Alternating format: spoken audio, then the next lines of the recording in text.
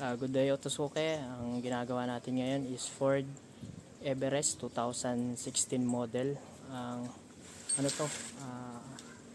Linip na pang off-road. Kitang-kita naman, di ba?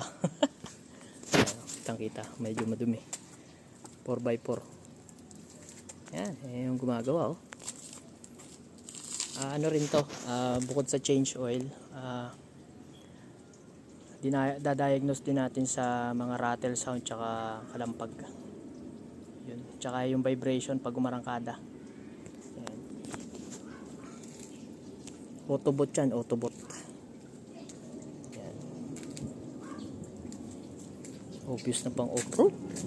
Yan, autobot. Autobot siya.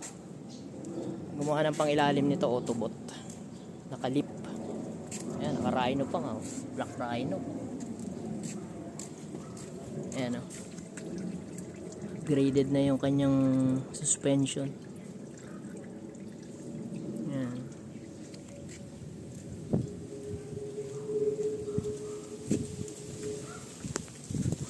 Ayan, yan ang gawa natin ngayon. Thursday, January 16. Ayan. 16 ba ngayon?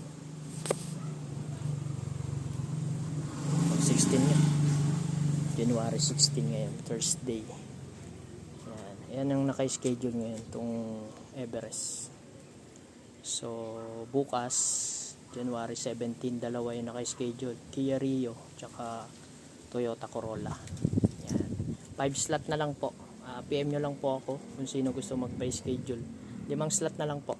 Yan. Okay lang po. It's okay. Good day.